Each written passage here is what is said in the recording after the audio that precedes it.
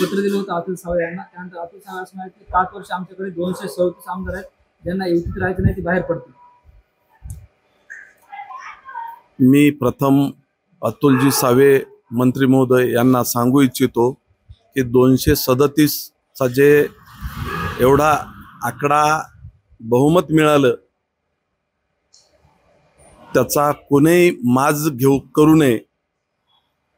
कारण विधानसभेच्या वेळेस चेहरा कोणाच्या चेहऱ्यामुळं 237चा आकडा पार केला हे संपूर्ण महाराष्ट्राला माहीत आहे. आणि मंत्री महोदयानं सुद्धा एकदा जनतेमध्ये जाऊन विचारावं की 237 कशामुळे मिळाले.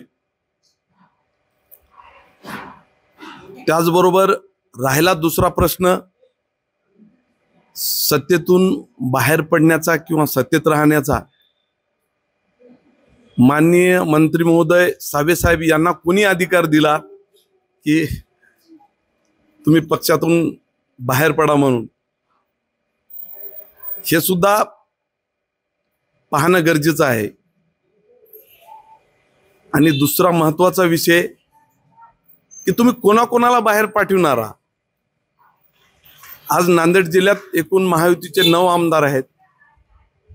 पैकी भाजपाच्या 2-3 आमदारांनी महाराष्ट्र राज्याचे मुख्यमंत्री देवेंद्र फडणवीस साहेब यांच्याकडे तक्रार केली की तांडा वस्तीमध्ये अनियमितता झालेली आहे. आणि मग अनियमितता जर झाली नसेल तर तुम्ही त्यांना स्टे कशामुळे दिला.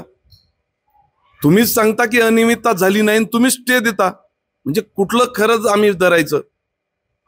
आणि माझे प्रस्ताव जवळजवळ 2023 पासून मी जिल्हा प्रमुख असतेवेळेस मी 32 प्रस्ताव तांडावस्तीचे, हातगाव, हिमायतनगर, माहूरचे सुद्धा, मी जिल्हा प्रमुख असल्यामुळं माहूर किनवटचे सुद्धा प्रस्ताव दिले होते जिल्हाधिकाऱ्यामार्फत. त्या प्रस्तावात माझ्या एकाही प्रस्तावाला मंजुरी आतापर्यंत दिलेली नाही. मग तेच प्रस्ताव रिपीट करायचे असते.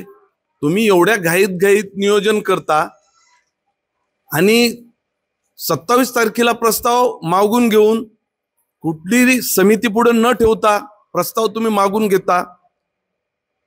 जे की ठरलेले दलाल आहेत त्यांच्या मार्फत सगळं नियोजन होते. आज बाजूचाच हिंगोली जिल्हा घ्या.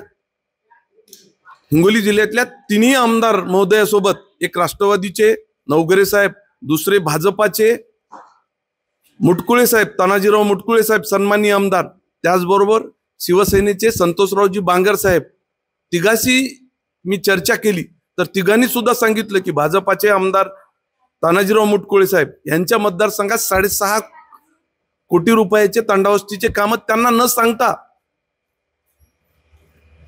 झालेले आहेत. ते सुद्धा सन्माननीय मुख्यमंत्री साहेबांकडे पत्र देणार आहेत की आमच्या मतदारसंघातली यांना स्थगिती द्या म्हणून.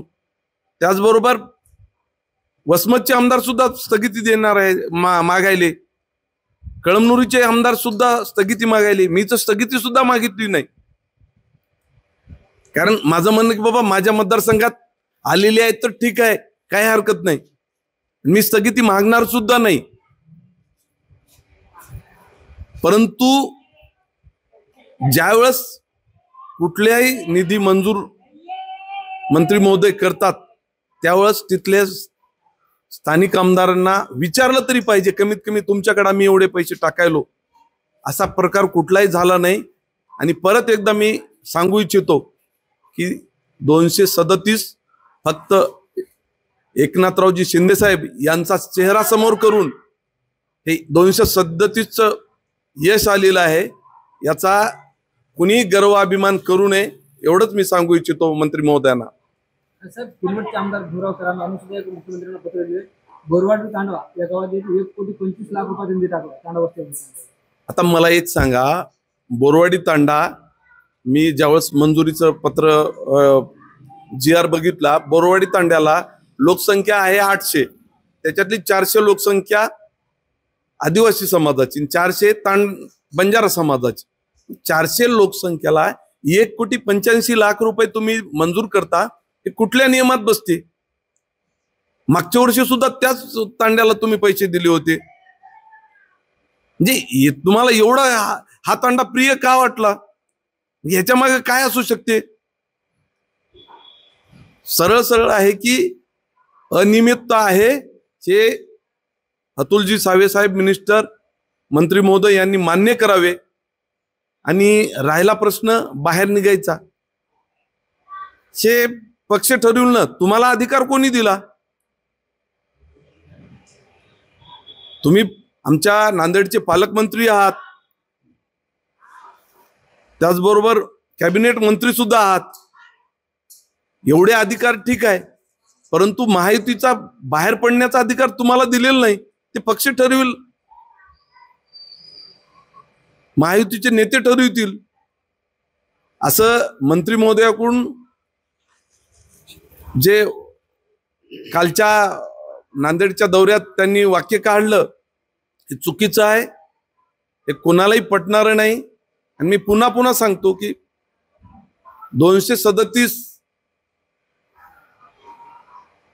जे अभूतपूर्व यश या महाराष्ट्रात एकनाथरावजी शिंदे साहेबाचा चेहरा समोर करून आलेला आहे.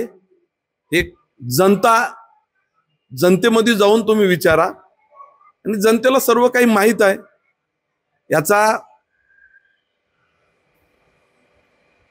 कुणीच श्रेय घेऊ नये असं मी आपल्या समोर सांगू इच्छितो. आता या प्रश्नामध्ये जिल्हा नियोजनच्या बैठकीत वाद होण्याची शक्यता आहे असं म्हटलं.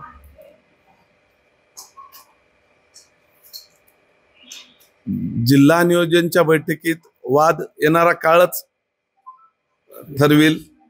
परंतु मी एकटा एखाद्या वेळेस खोटं बोलू शकतो, परंतु ज्या वेळेस हिंगोली जिल्ह्यातले तिन्ही आमदार, जवळजवळ नांदेड जिल्हा विधानसभेतील 9 पैकी माझं 6 आमदार महोदयासोबत चर्चा झाली, 6ला 6 आमदार, आणि तिघासोबत चर्चा झाली नाही. त्याच्या काय प्रतिक्रिया आहे ते नंतर तुम्हाला मी सांगेनच. परंतु एवढे जर लोक तुम्हाला विरोधात पत्र देत असतील तर आपण समजून घेतलं पाहिजे की अनियमितता आहे किंवा नाही. या प्रसंगी आत्मपरीक्षण करण्याची गरज आहे.